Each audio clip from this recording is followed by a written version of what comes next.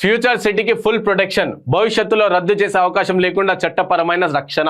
Green pharma city కోసం ఉన్న definition ను alternative and higher public purpose గా మార్చాలని నిర్ణయం. సో ఈ గ్రీన్ ఫార్మాసిటీ కోసం డెఫినేషన్ ను alternative and higher public purpose గా మార్చాలని నిర్ణయం తీసుకున్నారంట. భూసేకరణ చట్టంలోని సెక్షన్ల ప్రకారం నిబంధనలు సవరణకు సర్కార్ కసరత్తు. త్వరలో కేబినెట్ పాలసీకి ఆమోదం.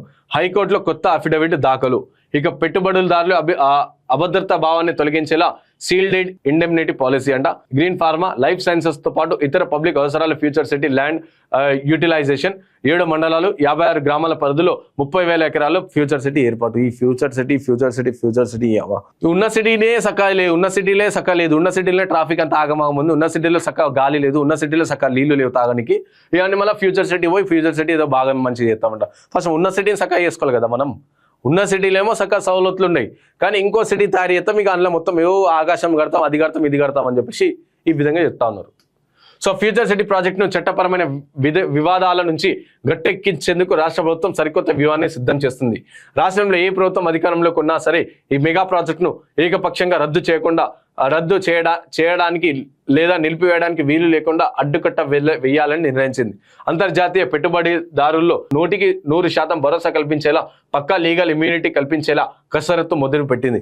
ఇక ఎవరు కూడా ఈ ఫ్యూచర్ సిటీని రద్దు కానీ ఫ్యూచర్ సిటీని ఆపే ప్రయత్నం చేయకుండా ఒక ప్రాపర్గా పగడబందీ ఒక ప్లాన్ తీసుకొస్తుందంట రాష్ట్ర ప్రభుత్వం. గట్టిగా చెప్తుంది. మరి ఎందుకు అంతగానో ఇంట్రెస్ట్ చూపిస్తారో అర్థమైతలేదు. సో ఫ్యూచర్ సిటీ మీద అసలు ఇక ఎవరు ఆపే విధంగా, ఎవరు ఆనగడ్డు వేయే విధంగా ఈ రాజకీయ నాయకులకు ఏముందో వెనుక ఏముందో తెలియదు. కానీ సో ప్రాపర్గా మాత్రం ఏది కూడా ఇక దాన్ని ఆపే మొగడే లేకుండా ఇక ఆపే పరిస్థితి లేకుండా చేసేటట్టు ప్రభుత్వం అయితే చేస్తుందంట. అంతర్జాతీయ పెట్టుబడుల్లో 100% భరోసా కల్పించే విధంగా పక్కా ప్రణాళిక దొరుకుతుంది. అందులో భాగంగా గత బీఆర్ఎస్ ప్రభుత్వం హయాంలో ముచ్చర్ల పరిసరాల్లో సేకరించిన 1000 ఎకరాల భూమిని కేవలం గ్రీన్ ఫార్మా సిటీ కోసం అనే నిబంధనలు సవరిస్తూ 2023 భూసేకరణ చట్టం ప్రకారం దీనిని eco friendly multipurpose mega project కింద alternative and higher public purpose గా మార్చాలని అన్నారు. కేబినెట్ భేటీలో ఈ మార్పులకు ఆమోదం ముద్ర వేసి హైకోర్టులో పెండింగ్ లో ఉన్న భూసేకరణ కేసులకు సంబంధించి ప్రభుత్వం తరఫున సరికొత్త సవరించిన అఫిడవిట్ ను దాఖలు చేస్తున్నట్టు తెలుస్తుంది. ఇక 7 మండలాలు 56 గ్రామాల పరిధిలో 30,000 ఎకరాల్లో విస్తరించిన ఈ మహానగరంలో 100 కోట్లు పెట్టి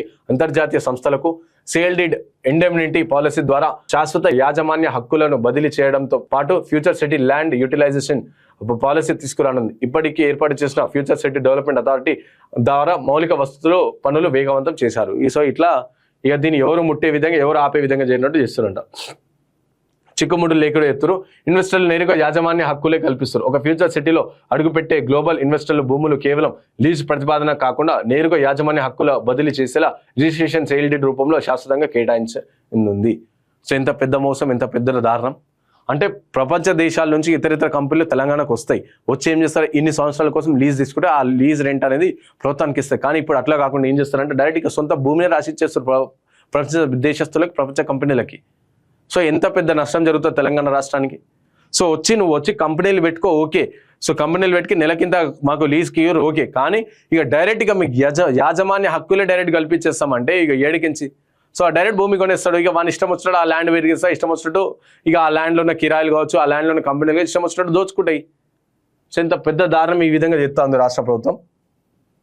ఈ సేల్ డీడ్స్ లో ప్రభుత్వం ప్రత్యేకంగా ఇండెమ్నిటీ క్లాస్ అంటే నష్టపరిహార సూచికత్తు చేర్చనుంది. ఇక హెచ్ఎండిఏ మాస్టర్ ప్లాన్ 2050లో ఈ భూములకు సంబంధించిన land use zonal pharma zone నుంచి multipurpose IT and commercial zone గా మార్చే డ్రాఫ్ట్ నోటిఫికేషన్ ప్రక్రియ కూడా ప్రభుత్వం చెప్పడం. సో ఇట్లా ఈ విధంగా చేస్తా ఉంది రాష్ట్ర ప్రభుత్వం. సో 10న ఫ్యూచర్ సిటీ అథారిటీ భవనం ప్రారంభం అంట. టెక్నాలజీని ప్రకృతిని మేళవించి పర్యావరణహితంగా నిర్మాణం, సోలార్ బయోఫిలిక్ డిజైన్, బయోడైవర్సిటీకి రక్షించేలా ఏర్పాటు, future city green signal symbol గా నిలువనున్న బిల్డింగ్ అంట.